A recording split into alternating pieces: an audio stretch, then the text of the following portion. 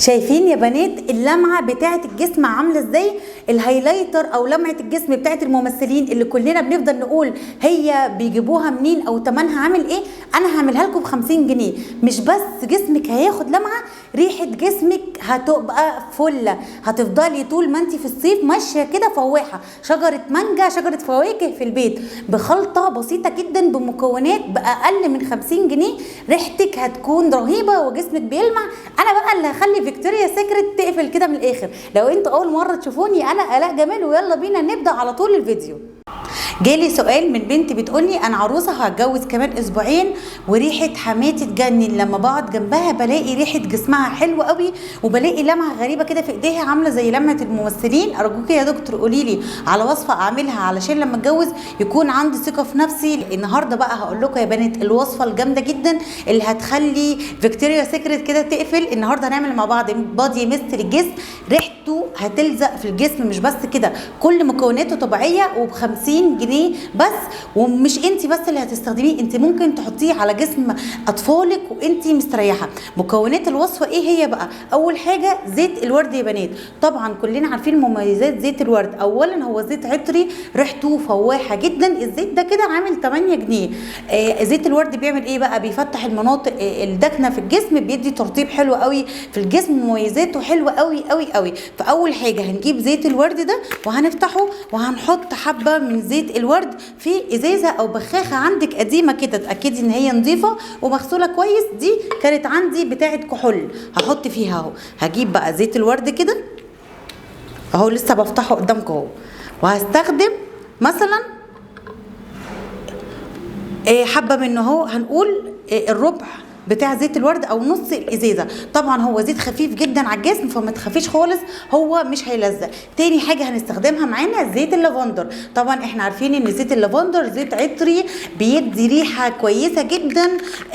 بصوا بيعملوه في جلسات المساج، حاجات الاسترخاء، فهو حاجه كويسه جدا. وزي ما بقول لكم الميزه بتاعته كمان ان الزيوت دي يا بنات الجسم بيتشربها في ثانيه. هنحط كمان شويه من زيت اللافندر على زيت الورد. عاوزه تحطي نص الازازه نص نص ماشي، عاوزه تحطي الازازه كامله ماشي، حسب المقدار اللي انت عاوزاه. يعني انا هعمل الحبه دول هيكفوني مثلا شهر.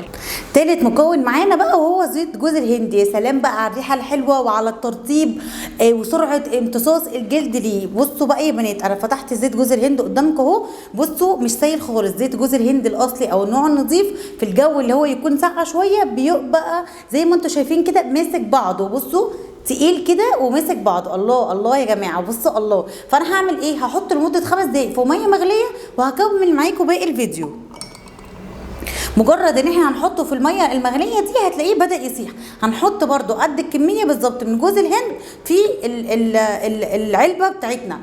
في حاجه كمان يا بنات، في بنات بتحب ان هي تحط كمان زيت جونسون بتاع الاطفال. طبعا انتوا عارفين زيت جونسون بتاع الاطفال لو حطيتيه حلو جدا وسريع الامتصاص، وكمان بيعالج الالتهابات او التسلخات. يعني انت جسمك كده لو حساه فيه التهابات او تسلخات، بصوا يا جماعه نقطه زيت جوز الهند عامله لمعه عامله ازاي، يا رب تبقى باينه. فانتوا ممكن تحطوا زيت جونسون بتاع الاطفال. طيب انا في بدايه الفيديو قلت لكم ان ب50 جنيه هنعمل بادي ميست ريحته تجنن. لو انا جبت زيت جونسون بتاع الاطفال، هو اصلا العبوه الصغيره عامله 50 جنيه لوحدها، فطبعا هتبقى غاليه. فانا دلوقتي بعمل لكم وصفه تجنن باقل التكلفه او باقل الفلوس. وانا هنا استخدمت نص الازازه بس، لان في وصفه تانية هنزلها لكم بعد الوصفه دي، هو ازاي تعملي مزيل عرق يخلي الاندر ارم ريحته تحفه وتفتيح جميل. عشان كده انا مرضتش استخدم الكميه كلها. دلوقتي اهو زيت جوز الهند بدا تقريبا يعني يسيح بنسبه 50% اهو بصوا بدا يسيح ازاي اهو يا بنات. حطيته بقى اهو ماشي. فدلوقتي يا بنات احنا حطينا ال3 مكونات الاساسيه اللي هم ايه؟ زيت اللافندر وزيت الورد وزيت جوز الهند. طيب الخطوه بقى الجميله جدا اللي هتفرق معانا قوي يا بنات هي خطوه الزيت العطري. روحي عند اي واحد بتاع برفانات قولي له عاوزه زيت عطري بالريحه اللي انت بتحبيها. بصوا لي كده، لو انت مثلا بتحبي ريحه الفواكه جيبي زيت عطري بريحه الفواكه، يا سلام بقى، هتحسي ان انت شجره فواكه كده منجايه ماشيه في البيت. لو انت بتحبي حاجات خليجي او شرقي زيي جيبي حاجه خليجي. انا جايبه حاجه اسمها عود مبخر، عارفه لما تكوني داخله في مكان كده تقولي ريحته جميله، ايه ريحه البخور الجميله دي؟ انا جبت زيت عطري بالعود المبخر. كل بنت تجيب على حسب ذوقها. هنعمل ايه؟ الازازه دي يا بنات عامله معايا 15 جنيه، هحط نصها، وزي ما قلت لكم هحط نصها ليه؟ لان انا هستخدم جزء منها في فيديو من الفيديوهات علشان اعمل بيها ديوترند او مزيل عرق يتحط علشان يخلي الاماكن الحساسه بتاعتنا جميله. بصوا بقى دلوقتي انا حطيت اهو الكميه كلها على بعضها، وهبتدي بقى يا بنات ان انا اربهم على بعض كده ماشي. طبعا بعد ما اخلص الفيديو وعملت الوصفه الثانيه في زيت بقى هكمل الزيت وهبتدي بقى. بصوا يا بنات بقى اهو هنرش كده رشتين ونعمل كده. بصوا يا بنات اللمعه، انتوا شايفين اللمعه باينه؟ اللمعه عامله ازاي؟ مش هقول لكم الريحه يا بنات بجد والله العظيم فواحه، ريحه تجنن، ريحه تتعب الاعصاب كده من حلاوتها. حطيه بقى على جسمك. بصوا شايفين؟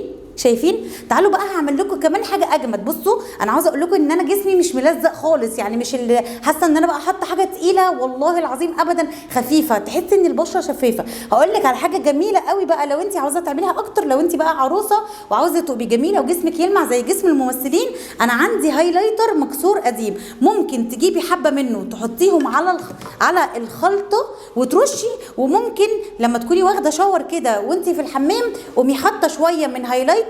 يا سلام بقى، يا سلام بقى لما حطيت الهايلايتر على ايدي. بصوا بقى يا جماعه، عارفين بقى اللمعه بتاعت جسم الممثلين لما تقولي هي بتلمع كده ازاي؟ هي نوع الهايلايتر بتاعها الغالي عامل كام علشان يدينا اللمعه والريحه والجمال ده.